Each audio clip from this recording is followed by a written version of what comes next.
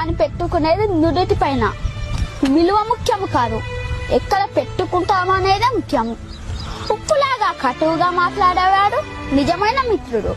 చక్కెరలాగా మాట్లాడి మోసగించేవాడు నీచుడు. ఉప్పులో పురుగులు పడ్డ దాఖలాలే లేవు, తీపిలో పురుగులు పడని రోజే లేదు. ఏడుస్తూ ఈ లోకానికి అడుగెడతావు, ఏడుపుస్తూ లోకాన్ని వదిలి వెళ్ళిపోతావు. రమ్మన్న సమర్గంలోకి ఎవ్వరూ రారు, వద్దన్న చెడు మార్గాన్ని ఎంచుకుంటారు. పాలు అమ్మేవాడు ఇల్లు తిరగాలి, సారాయమేవాడి దగ్గరికే అందరూ వెళ్తారు. పాలల్లో నీళ్లు కలిపినావా అని అడుగుతారు, ఖరీదైన సారాయిలో నీళ్లు కలుపుకొని తాకరు.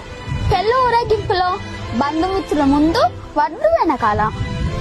శవయాత్రలో శవము ముందు, బంధుమిత్రులు వెనకాల. శవాన్ని ముట్టినందుకు స్నానం చేస్తారు, మూగజీవులను చంపి పూజిస్తారు. కొవ్వొత్తుని వెలిగించి చనిపోయిన వారిని గుర్తు చేసుకుంటారు. కొవ్వొత్తుని ఆర్పి జన్మదినాన్ని ఆచరిస్తారు. హే మానవ, పుట్టినప్పుడు జాతకము, మధ్యలో నాటకము, చావగానే సూతకము, అయినా గది జనుల మధ్య కౌతకము. కష్టం వస్తే భగవంతుణ్ణి కొలుస్తారు, ఆయనకు రాబోయే కష్టాన్ని ఆపడు.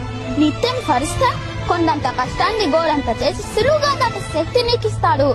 నిన్ను కష్టాలు కుంభవృష్టిలా ముంచేస్తే నీకు గొడుగు పెట్టి కాపాడుతాడు, గుర్తుంచుకో.